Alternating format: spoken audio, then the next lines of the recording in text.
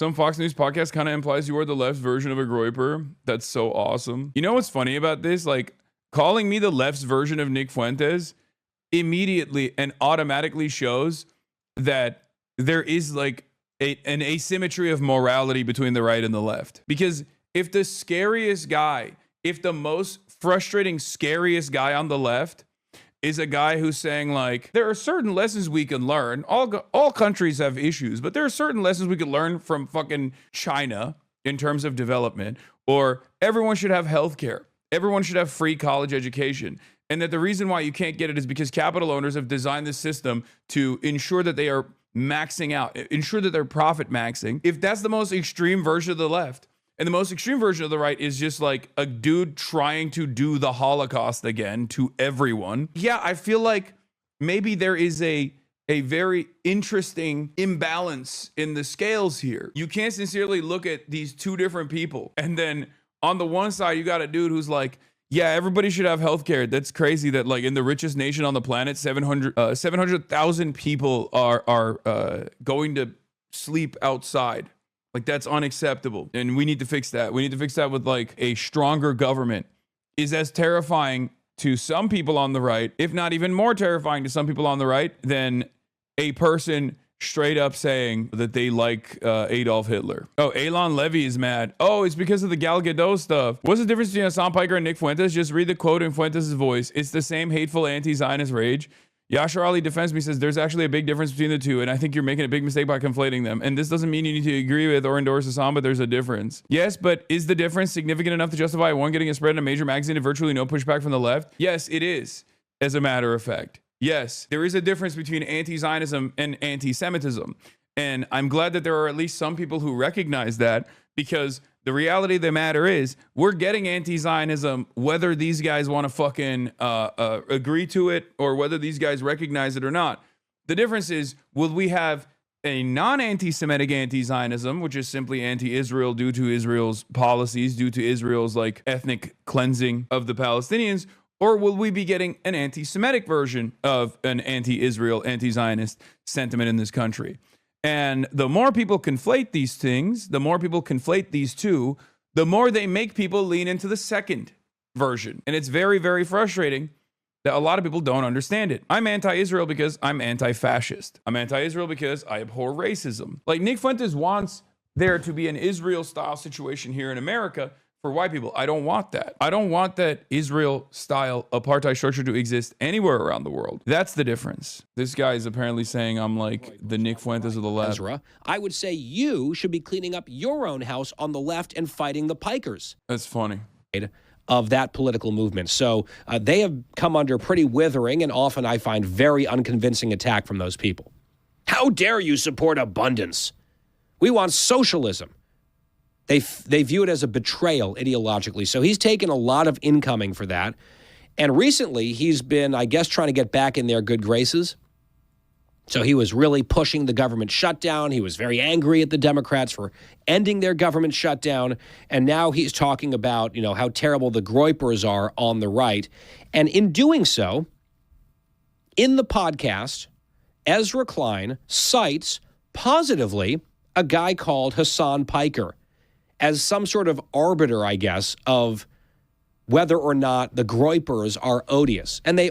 Wait, he did? The fuck? Yo, we got an Ezra Klein mention?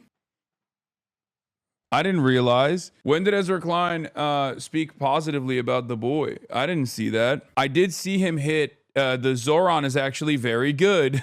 And I was like, nice. Okay. Eventually, you're going to land on a good take. You know what I mean? This was this thing that I saw online where he's like, I've met Zoran Mamdani. I voted for Zoran Mamdani. I don't think there's anything anti-Semitic about him at all, says Ezra Klein. I can't believe that I learned about Ezra Klein mentioning me in a podcast from this fucking dipshit. I don't even know who this guy is. But I have absolutely no interest whatsoever in taking lectures from Ezra Klein or anyone else who is going to positively cite Hasan Piker about the growing influence of extremism in our politics, because Hasan Piker, PIKERISM, if you will, the socialist communist... The PIKERISM, yeah. Socialist communism with abundance characteristics? Is that what you're going to say?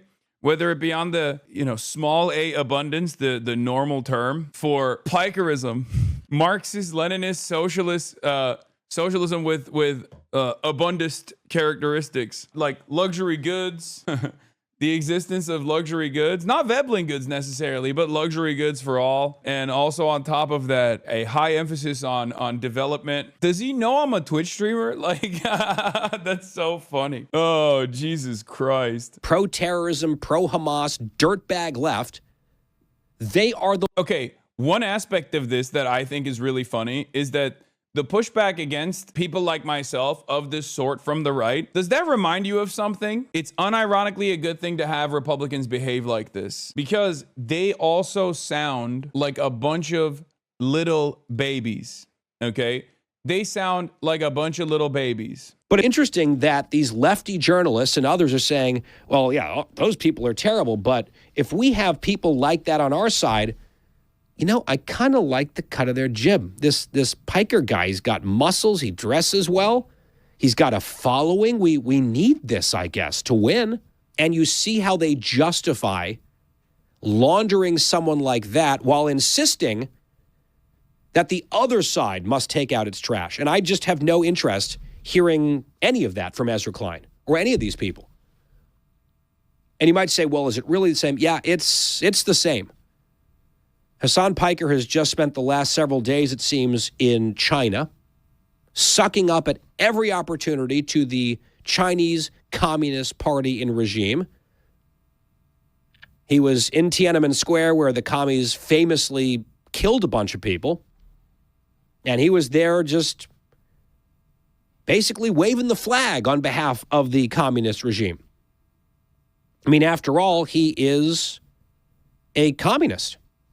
Right after Zoran Mamdani, his BFF apparently, won the W communism. Even he knows what he's saying is bullshit. Yeah, I can't believe Hasan Piker is in China and talking about what the Western world could also do to improve the material conditions of the working class in the Western world. You have been to Times Square where bad shit has also happened historically.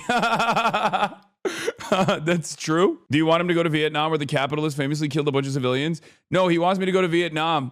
And then I'm going to be like, hey, the Communist Party of Vietnam, this is, we're at the center of this, Ho Chi Minh City. And he's going to be like, do you know how many brave American soldiers were killed here? White people, Americans. How dare he? How dare he do this?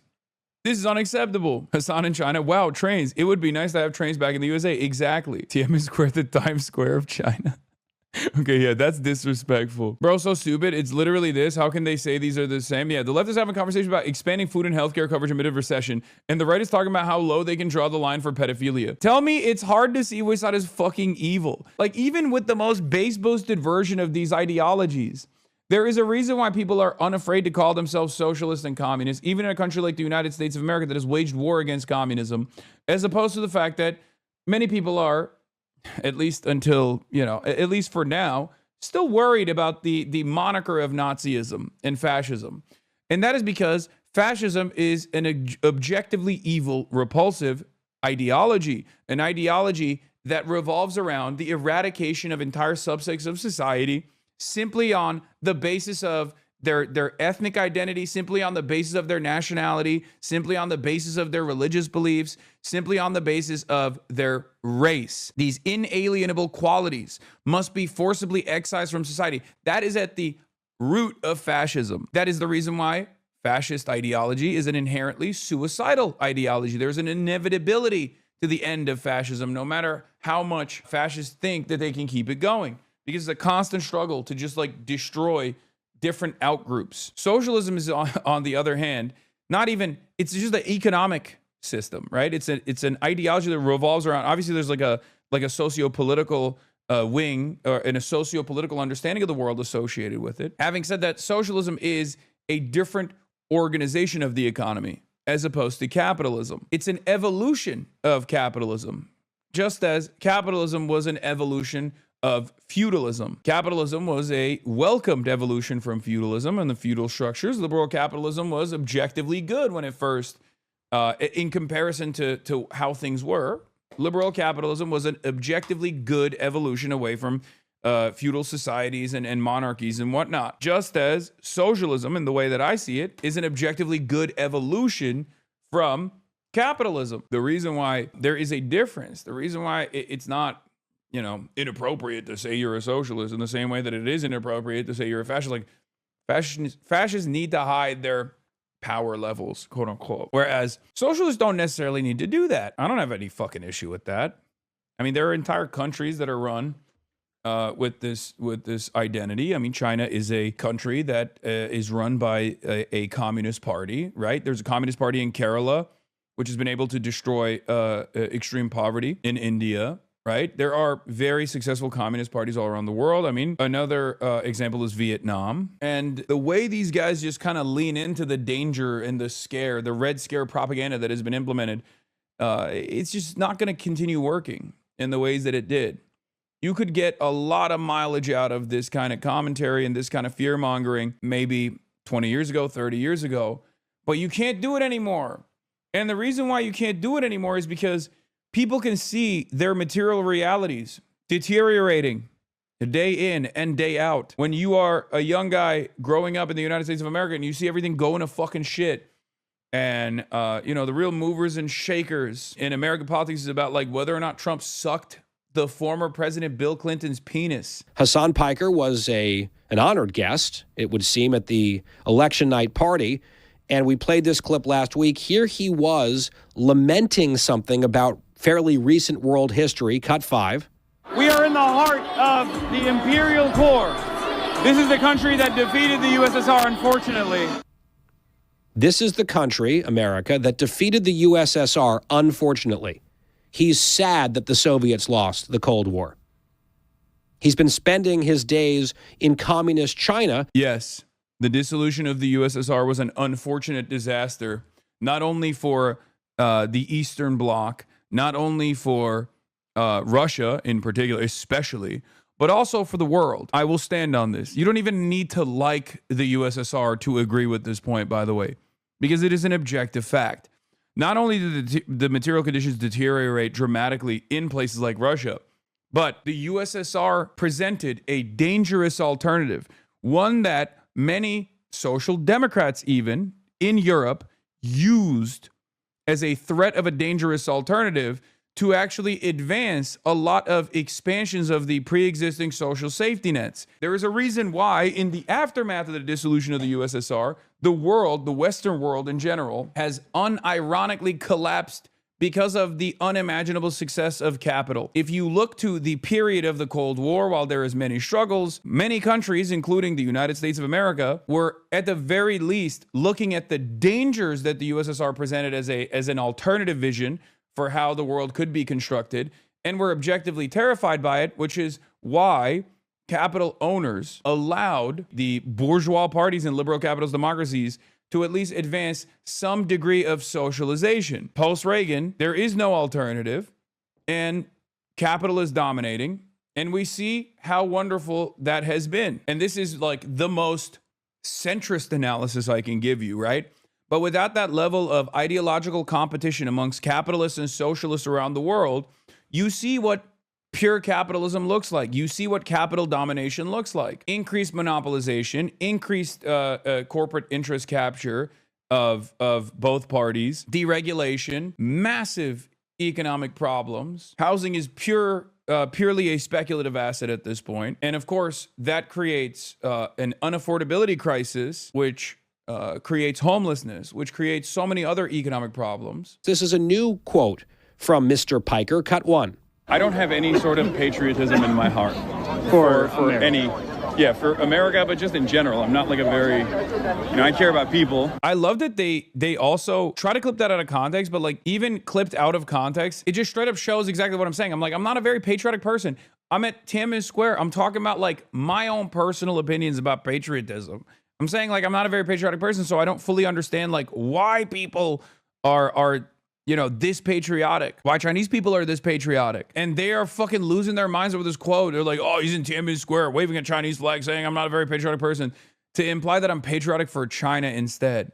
Like they're trying to do a dual loyalty trope. They're trying to be like, oh, he's patriotic for China first and foremost. It's like, no, that's actually the opposite of what I was saying. I was saying I don't feel a sense of patriotism for America, nor do I feel a sense of patriotism for any country, really, not Turkey either. I care about people, and you can see it in the fucking quote. Yeah, that seems pretty clear. You wish we lost, apparently, the Cold War.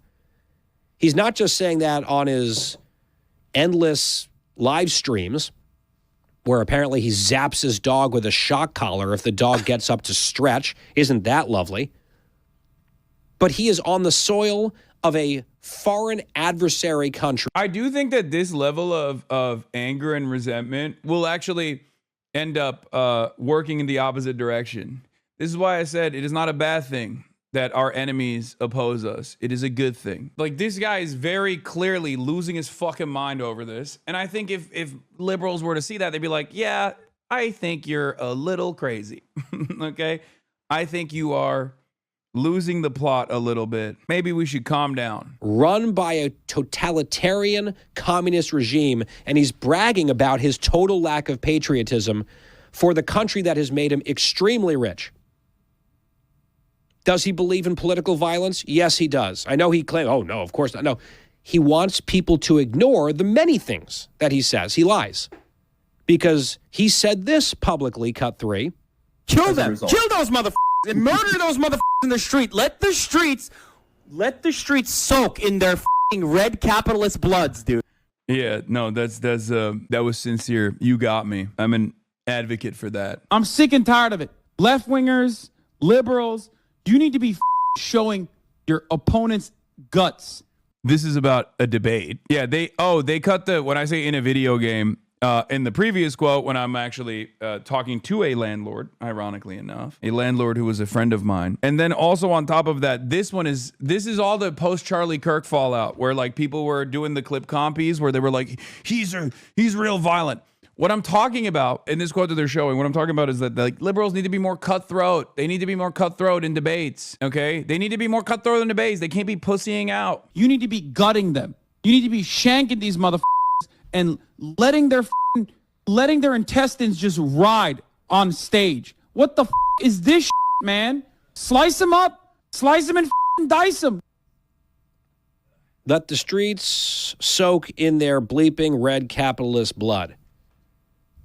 And it's not metaphorical either, because he's a big fan of that guy who murdered, allegedly, the healthcare CEO in cold blood in New York City.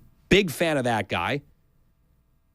Big fan of Hamas and terrorists who kill Jews. He said that every act of resistance is legal, talking about that conflict. Under international law, the oppressed people have a right to militant resistance. This is an objective fact. Take it up with international law. Is this slander? No. What this is a classic case of taking things that I'm saying either out of context or greatly exaggerating what the statement I'm making is. What he is describing currently is unironically the underpinning of the Second Amendment. If you ask a Republican why they believe in the Second Amendment, they will say, oh, well, because we have to have an armed resistance, a well-armed militia, well-regulated and well-armed militia to potentially do an uprising against a tyrannical state, right? That's unironically, definitionally what the Second Amendment is. So when you say that as a right-winger, they go, hell yeah, brother, you're a patriot. When I say that, other people also have a right to do that under international law, because they do. These guys go, oh, he wants brown people to do that? No, that's not allowed. Do you see what I mean? What does he think? He said he doesn't have any patriotism for America. Yeah, no kidding, because he not only is sad that we lost the Cold War, that we won the Cold War. This is boomer shit. Brother, you have not established a robust enough line of defense by actually materially improving the lives of the next generation to be talking like this. I think these guys don't realize that American patriotism is so fucking hollow at this point. It's just literally going to Applebee's and eating $5 jalapeno poppers and watching F-35s fly over, an incredibly costly and incredibly expensive endeavor, mind you, over doing a flyover before an NFL a game. That's what American patriotism is. That's what it's turned into. It's entirely performative. It's incredibly hollow. And I don't think it works on people anymore. And the reason why it doesn't work on people anymore is because Younger generations look to the circumstances and go, well, I don't have a fucking house. I will never be able to own a home. 50% of my fucking wages directly goes into my landlord's pockets. I'm saddled with student loan debt because college education is not free. It's one of the only OECD countries on the planet where it's unimaginably costly. It costs an arm and a leg to actually improve the labor force, and it's standing on the global stage. It's crazy that you have to pay for it like it's a fucking privilege to be educated. And then on top of that, you are saddled with that debt. So you take on a job that you actually didn't even specialize for. You take on a job that you didn't even study for, right? You just take on this job that you find to be meaningless, and you are trying to pay for that. You're trying to pay off the interest of that debt, which is constantly growing for years and years and years. And you don't have healthcare. Your healthcare is tied to your job. If you have one, if you're lucky enough to have one, is tied to your fucking job. So you can't actually leave your job. And God forbid, even if you have healthcare and you have a medical incident, then you're saddled with fucking medical debt on top of that. We live in a country where people are taking out debt to purchase Domino's pizza, and these motherfuckers are talking about patriotism. That shit does not work if you have nothing to feel patriotic about. And that was what was so unique about the experience in Tiananmen Square from my perspective, because I saw a lot of old people there, right? Old people that had come from all around this massive country, that had traveled for an entire day, for example, to come there to see a flag get raised. To me, it is impossible to understand a level of patriotism of that sort. And that was what was so unique about experiencing that, because I cannot comprehend how anyone can feel that sense of loyalty to a state until you realize how different China was 30 years ago, until you realize how different China was 50 years ago. And if you were able to experience that difference, if you're able to experience, especially from like rural parts of China, the parts where many people overlook, the parts that many people say is extremely poor still, the parts where the gains were very significant. Sure, it's not a tier 1 city, but like you went from not having a fucking well in your village, you went from not having a road in your village to having drone delivery in your fucking village and 5G internet everywhere. When you experience that change, that material improvement in your life, you obviously are going to feel a sense of loyalty to the government and the ideology that you think created this new environment for yourself. And that's what it is. It's just another country with good and bad. China is a country just like every other country. There's rich people here, there's poor people here. It's just so strange that people still try to maintain this level of like anger and resentment towards this enemy. They're our enemy, they're our enemy, they're our enemy. You can't be positive about it. You can't have positive feelings about the enemy. How dare you do that? How dare you do that? That's unacceptable. And the reason why people do that is because they want to maintain this dynamic, because there's no other thing to hold on to. More recently, he also feels like, yeah, we deserved what we got on 9/11. Cut 8. America deserved 9/11, dude. F it. I'm saying it. Like, we f***ing totally brought it on ourselves, dude. Holy shit. We did. We did. In a video game, whatever, hypothetically, politically. He's so eloquent, isn't he? If we didn't have a bleep machine, we couldn't play any of this stuff over the air. He said more recently. That was in 2019, bitch. And even then, you can see what I'm talking about. It's blowback. Guess what, dude? If we spent more money on fucking building high-speed rail and improving the fucking rural areas in this goddamn country, in the United States of America, instead of spending trillions so that fucking Dick Cheney and his buddies could make unimaginable profits extracting the oil of Iraq, we would probably be in a much better situation overall in the United States of America. And also, I think the younger generations would probably fucking feel a sense of patriotism in their hearts, because they would go, how could I hate America? How could I not feel patriotic about my country? After all, I've seen genuine improvements in my life. That's it. It's that simple. And a lot of people actually cannot comprehend this. Many people have lost their senses, I would say. They've lost all interest in demanding things from the government. They've lost all interest in the democracy, the concept of theoretical democracy. We've just completely dropped it. We're like, whatever. What is going to happen? Neither party speaks to my interests. Who gives a shit? I have to work. I have to go to work. At the end of the day, I have to go to fucking work, no matter who's in charge. And that's the attitude. That's the attitude that many Americans have. And it slowly but surely basically chips away at any kind of sense of loyalty that they might have to their own country. So if you don't want to see it from from the perspective of uplifting all workers in this country. Think about it from a national security concern, if you want to do it that way, okay? And then these guys, with their endless inability to address these material problems, these material realities, will then turn around and be like, no, this guy is your enemy. The guy who tells you you deserve healthcare, the guy who tells you you deserve better development, the guy who tells you that like a better future is possible in the United States of America, the wealthiest nation on the planet, where 700,000 people are fucking going to sleep outdoors. That's crazy. That's unacceptable. I'm the fucking villain here. I'm the one who is your enemy for telling you that there is a better future possible. And the reason why these people do that is because, well, some of them are actually ideologically invested in this narrative, and others are actually directly financially incentivized to say things like this, to fearmonger like this. And the reason why they're financially incentivized is because they're working on Fox News. They are protectors of the current system. They're protectors of the billionaires and the millionaires. They're protectors of capital and capital interests. And that's the reason why they have to constantly find different enemies, especially those who say, no, a better future is possible. A different alternative is out there, and we could experience it. That is getting rave reviews and these glossy magazine covers and long stories about how fascinating he is and how wonderful he is from all these mainstream publications. And then one of them, the New York Times, has Ezra Klein out there saying, oh, but look at that awful knuckle-dragging right-wing problem that they have with their extremists.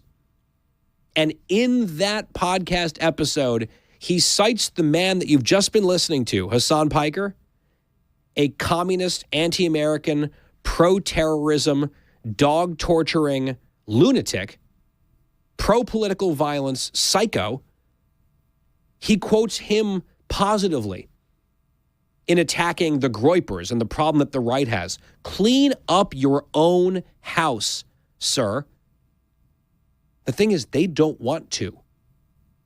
They want this ideology and these people in their house. They want their votes. They want their support. They want their clicks. And then they look down their nose from their very high horse about extremism on the right. My worst quotes, either clipped out of context or reduced to mean nothing, are still nowhere near as bad as the average day on a Nick Fuentes stream. At the end of the day, his ideology in its purest form revolves around talking about how other races are genetically inferior.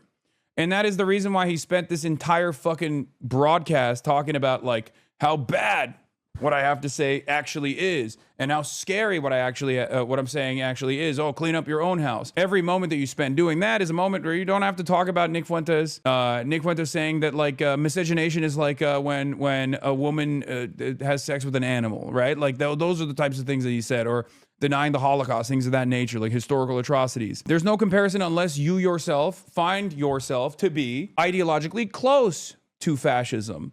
And of course, if you're a fucking Fox News commentator, of course you're ideologically close to fascism. That's it. That's why there are differences between Charlie Kirk and Nick Fuentes' worldview, but the differences are marginal. I would go so far as to say the difference in Charlie Kirk and Nick Fuentes' worldview is more marginal than the difference between myself and Ezra Klein's worldview. Because at the end of the day, Ezra Klein is still pro-capitalist. He's a liberal capitalist. He believes in capitalism. He thinks capitalism is good. There is a bigger division between someone like myself and Ezra Klein than there is between Charlie Kirk, that guy Guy Benson, and Nick Fuentes. And that's precisely the reason why those guys, while they think, you know, Nick Fuentes is maybe dangerous and scary, will do everything they can to unironically defend the likes of Nick Fuentes at the end of the day. The difference is cosmetic at best. Yeah, like they both want mass deportation, for example. I think that the real whiplash right now, or the real backlash, is coming from this. This Twitter post did LeBron numbers.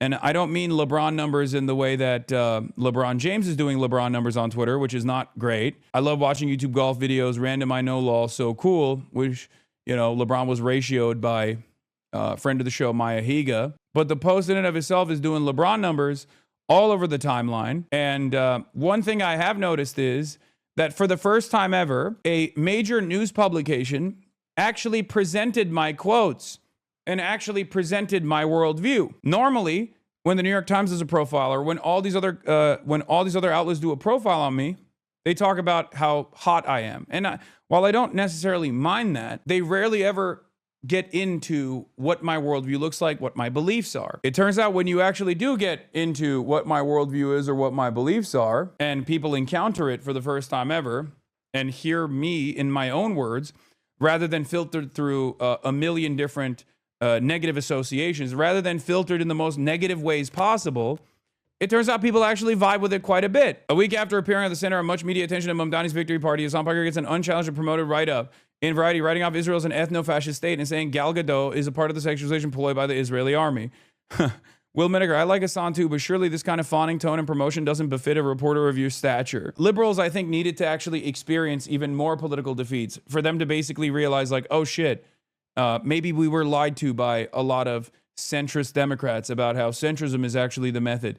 Centrism is actually the movement. Centrism is actually the pathway to electability to defeat the Republicans. Terrifying how overnight it's become increasingly acceptable to demonize someone simply because they're from Israel. Yes, a digital pogrom, says Laura Loomer. Words have no meaning anymore. A digital pogrom. What's the difference between Hasan Piker and Nick Fuentes? Just read the quote in Fuentes' voice. It's the same hateful anti-Zionist rage. What EYLON LEVY doesn't understand is, I mean, he doesn't understand much. But what he doesn't understand in this situation is presenting Nick Fuentes as an anti-Zionist in an article where I actually say Nick Fuentes is like an insane anti-Semite and masks his anti-Semitism with anti-Zionism, is that this actually doesn't hurt me, dumbass. This actually promotes Nick Fuentes. And these guys do not get it, okay? The pro-Israel people do not get it. Some of them do, and they don't care about growing anti-Semitism in the Western world because they think it suits the purpose of the Zionist project in general, right? If Jews are fearful of living in the West, maybe then they'll move to Israel. But many others, unironically, don't realize that they are making a country that they choose to live in a scarier place for them. They're making the country that they want to live in, they're making the country that they love, the United States of America, a scarier place to live in for Jews. Because they are unable to recognize that a defense of Israel, a robust defense of Israel, does not work any longer. And associating anti-Zionism with anti-Semitism is actually making people feel as though they might be more anti-Semitic than they actually previously thought they were, rather than making people question whether they should be anti-Zionist or not, or anti-Israel or not. It makes them go, okay, I guess I'm anti-fucking Semitic then. Why does Israel have this much institutional power then? Like, those are the questions that people are asking themselves, and many of these guys are completely unable to see. They are completely unable to see that reality. And it's something that I have warned about for the last 2 years. As an ex-Groiper, literally, yes, this is how I thought. If being anti-Israel makes me an anti-Semite, then I'm an anti-Semite. All the levers of power are telling me I'm wrong, so they all must be controlled by Jews. No, that's it. That's it. Pro-Israel people, unironically, make the same fucking arguments to the onlookers that Groipers are making, that Nazis are making about Jewish control over American media, Jewish control over American politics. They are literally living that argument in the way that they operate. When you have all of these different politicians who are like, oh yeah, woke is dead, we're anti-woke, turn into the fucking biggest DEI defenders when it comes to Jewish people, specifically to defend the state of Israel, obviously. What the fuck are Americans supposed to assume here? What the fuck are right-wingers supposed to assume here? They're gonna look at that and be like, the fuck? I thought, it was no holds barred. I'm a homegrown, corn-fed country boy from Arkansas, and you mean to tell me that I can shit on Mexicans, black people, Muslims all day, every day, but then, I make jokes about Jews, and all of a sudden I'm fucking public enemy number one? Okay, well then, maybe there is something to the narratives. Maybe there is something to the arguments. Like, that's what normal people experience.